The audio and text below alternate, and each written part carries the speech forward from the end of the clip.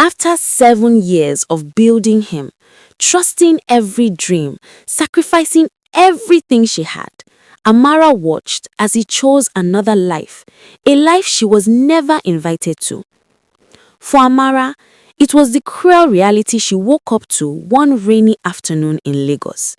The invitation lay in her hands: Zina and David, wedding, Lagos. Her fingers shook.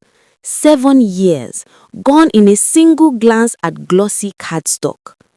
She remembered the first time she saw him. David arrived in her small village, skinny, barefoot, hopeful. He had nothing but ambition. The villagers laughed at him. That boy would never be anything.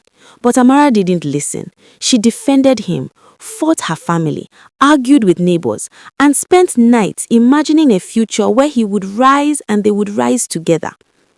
Her sacrifices were endless. She woke before dawn to sell akara, bread, and homemade snacks. She took loans from relatives she didn't know she could repay, skipped meals, patched his clothes, washed uniforms, and prayed every night over his dreams. She endured ridicule, whispered insults, even heartbreak from seeing friends marry while she waited. But she believed loyalty, patience, and love could build a man. Then came Lagos. The city was a living beast. Honking horns, endless traffic, neon lights that flickered like stars trapped in concrete, nightclubs that paused like giant hearts, and rooftops where champagne and laughter floated above the chaos. David got a job in a corporate firm. Amara imagined white dresses, family celebrations, a life together. But Lagos changed hearts. David met Zina. Zina, the soft life girl, floated effortlessly in this new world. Heels clicking, champagne glasses in hand, laughter echoing over rooftop parties, penthouses gleaming under city lights.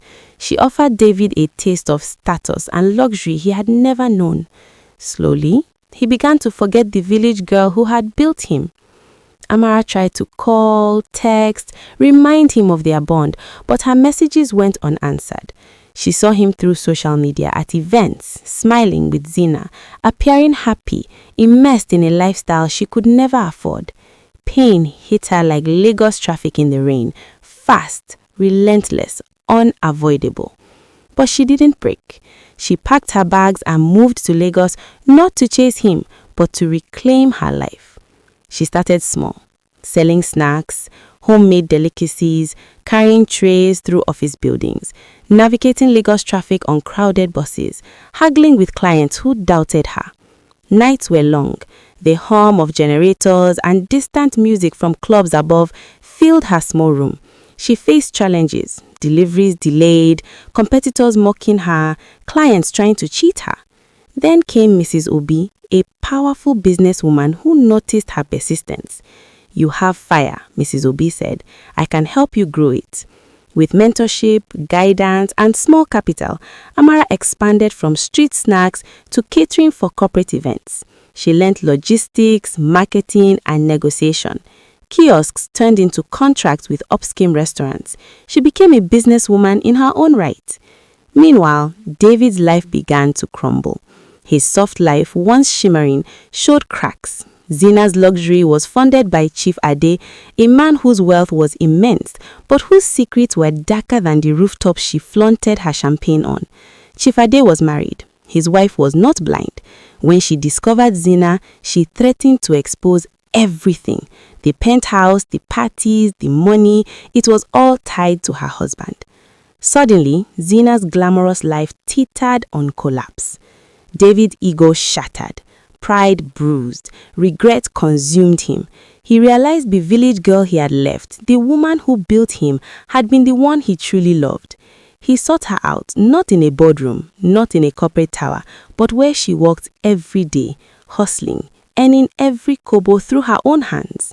He found her at a catering delivery, balancing trays in the back of a busy office building. Lagos traffic blared outside. Printers hummed. The smell of roasted meat mixed with office coffee. He froze when he saw her. No longer the timid village girl, but a woman with fire in her eyes, confident posture, polished clothes. Amara, he stammered, stepping closer. I made a mistake. I left you. I was blind. Please, can you forgive me?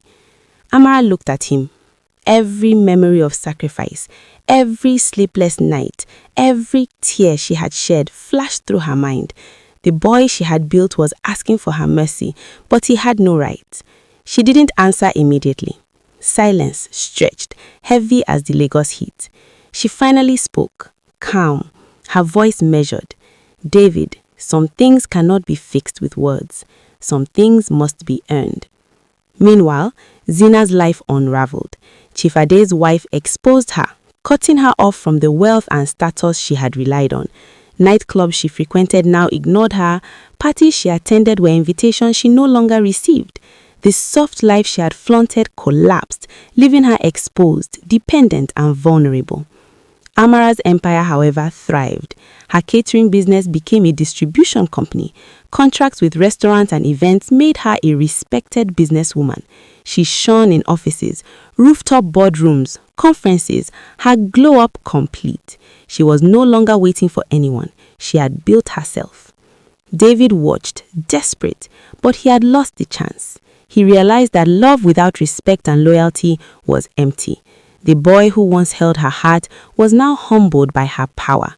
And in the end, as Lagos glittered beneath her, the city alive with honking horns, neon lights, and rooftop music, the story ended with reflection, not reconciliation, but triumph. What do you think of Amarachi's response to David? Should she forgive him?